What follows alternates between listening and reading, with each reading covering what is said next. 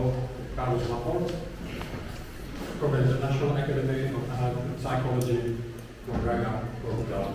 And his talk is dreams as manufactured mental processes. Thank you. First of all, I must say that I am very, very happy to be here in Olomouc with you Marcelo, with you all. I'm very, very glad. As a clinical psychologist, I realized that in terms of comprehension of the human factor and clinical practice, the Jungian perspective has excellent results.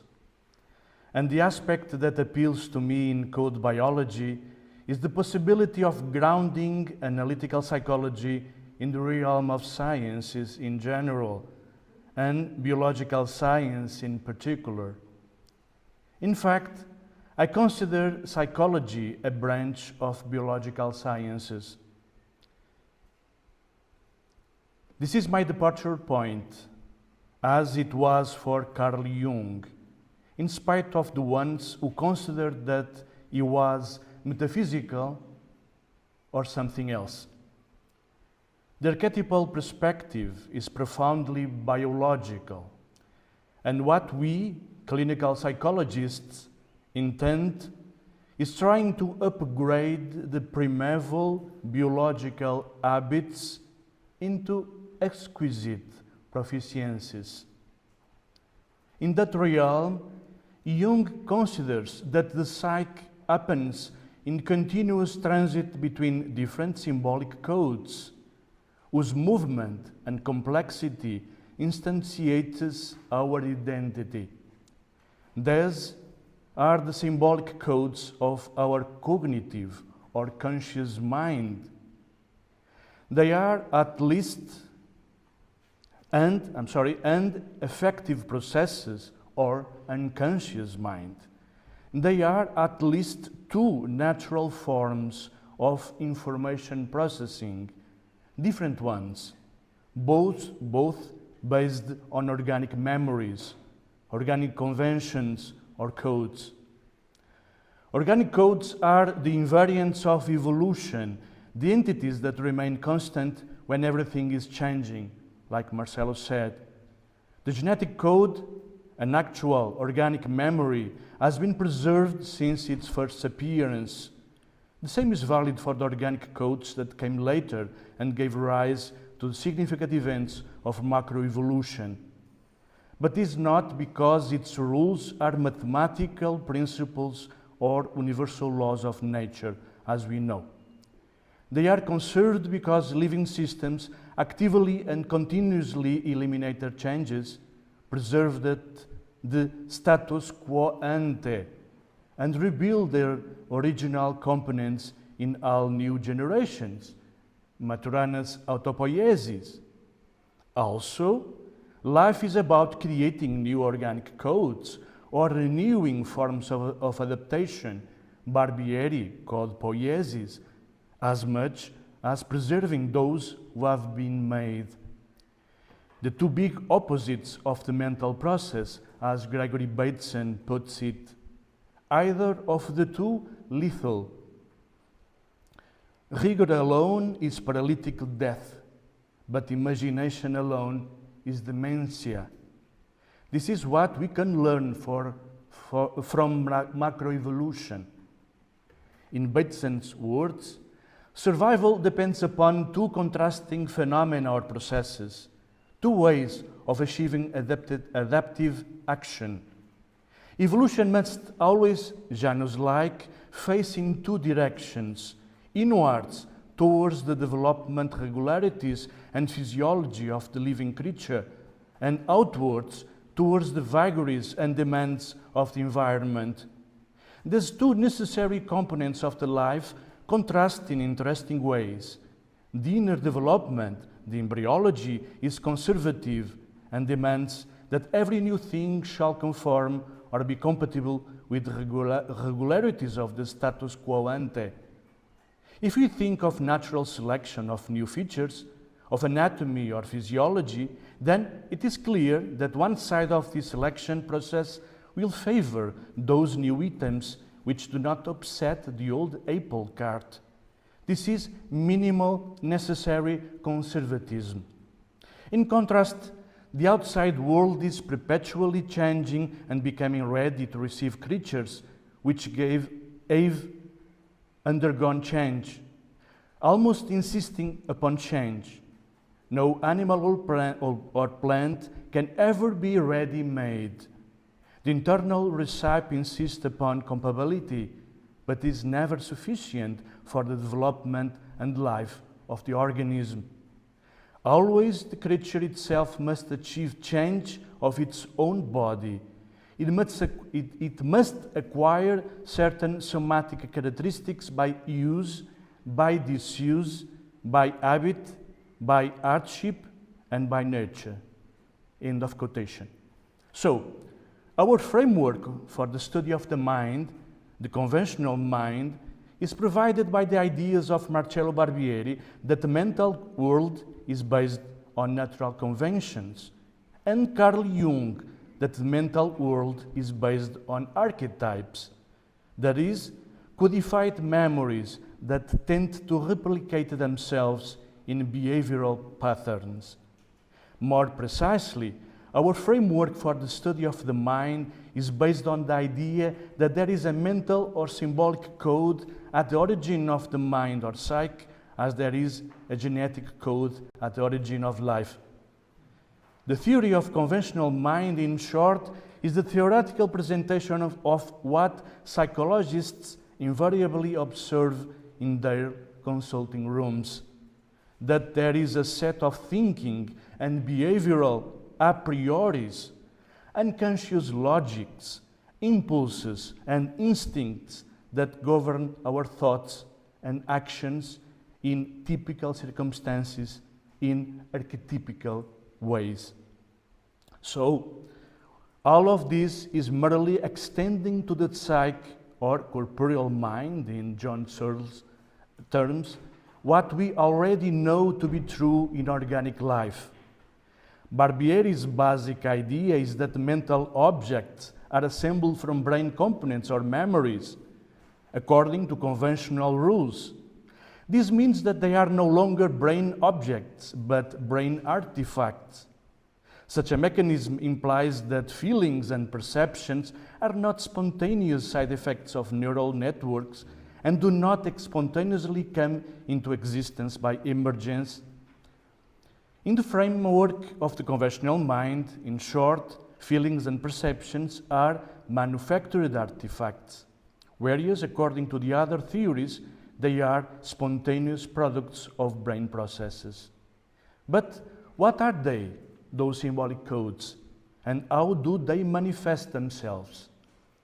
Note that symbols allow us to make arbitrary associations and build mental images of future events, abstract things, and even non-existent things. A sign is a symbol when associated with an object because a conventional connection is established between them.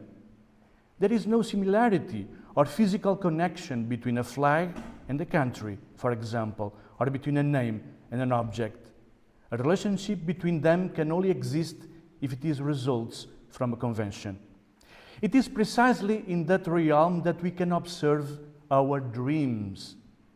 Phenomenologically, they are symbolic presentations, conventional connections, or imagistic narratives of our lives, threats, desires, etc., manufactured by the part of our brain that processes emotionality, that is, the so-called unconscious, according to dream codes, that is, adaptive, emotional, or more precisely, affective rules stored in archetypal memories. Not with the intention of a blind acceptance, but yes, dream work is intentional, but presented to the conscious mind, the neocortical part of the brain that is actively present when we are awake, to analyze or put into pieces to fine-tune the previous emotional or primeval biological habits. There is more general or stereotyped analysis, emotional analysis. So, they are two natural and different forms of information processing. The first is based on ancient organic conventions or codes, the libido, understood as our archaic condition, appetitus in Latin, a tendency for or specific intentionality. To this extent, the libido is also a gnoseological but archaic movement of ourselves that precedes the ability of language and rational thinking. And the second one, the conscious ego, is capable of modulating and softening that a prioristic formula of analysis and behavior. This does not mean deauthorizing our emotional apparatus, which is shown to be the foundation of reasoning capacity, as presented, for example, by Antonio Damasio in his 1994 classic, Descartes' Error, Emotion, Reason, and Human Brain. This means the capacity to experience a conscious relationship with emotion. Emotion itself being the impulse, an autonomous force. To explain our psychic life as a transition between different symbolic codes, Jung considers that libido is transformed due to the symbolic function, the as-if mode. In neurosis, for instance, the clear symbolic expression of a conflict that highlights contradictory elements, the competition is placed at the plane of the gnoseological affective process, that is, in the plane of conscious and unconscious psychic symbolization. The symptoms of neurosis are essentially an expression of a conflict that, from the depths of the subject, painfully manifests an opposite or contradictory correlation between two psychic elements and their contents, which are different. Therefore, it is necessary to reconcile the conscious personality and archaic tendencies or codifications that, although otherwise being compatible with consciousness. In neurotic or psychosomatic asthma, the body seems to manifest that in that precise moment or place, the subject can't breathe, as if there is a real stimulus or triggering factor. In fact, the real factor may be an irrespirable or toxic ambient in a relationship. The same for paralysis. The body conveys in somatic terms the emotional drama that probably the subject can't consciously cope with, and he is stopped by something internal, behind the conscious ego, as if telling the subject to stop doing this or that. Neurotic conflict is a painful opportunity to become aware of both the knowledge on which consciousness is based and the otherness that this archetypal wisdom, when manifesting itself, evidence. Conflict is the actual moment when consciousness and the unconscious emerge simultaneously and on the same level to better distinguish themselves and differentiate and recognize each other and integrate each other. The treatment of neurosis, therefore, is a search for the constitution of a complex unity, the individuation process, of the individual personality based on its different characteristics or codifications. But we must note that the neurotic disturbance itself is salutogenic because it's the natural reintroduction into the consciousness of ancient or recent psychic elements that are only partially recognized, absolutely not recognized, or not yet recognizable by consciousness itself, aiming for a new and superior level of complexity. That is why excessive psychiatric medication, which seems a general rule of our days, does nothing more than the paralysis of an adaptive natural phenomenon. As such, the illness can become a source of renewal when it pressures us into another life meaning. For the sake of clarity, let us present a patient's dream. The dream. My father is driving away from the house in his new car. He drives very clumsily, and I get very excited at his apparent stupidity. He goes this way and that, forward and backward, repeatedly getting his car into a tight place. He runs into a wall and badly damages the car. I shout at him in a perfect rage, telling him that he ought to behave himself. My father only laughs, and then I see that he is dead drunk. The dream. The dream is completely at variance with the real life situation. The young man is certain that his father would never behave like that, even if were drunk. The dreamer, as himself used to cars, as a very careful driver and a very moderate drinker, especially before driving, and any injury to his car irritated him intensely. Further, his relationship with his father, whom he admires for his success, is excellent. Why should the unconscious paint his father in such unflattering colors, totally at variance with his actual character? Directly the question, what is the dream compensating for, is asked. The answer becomes plain.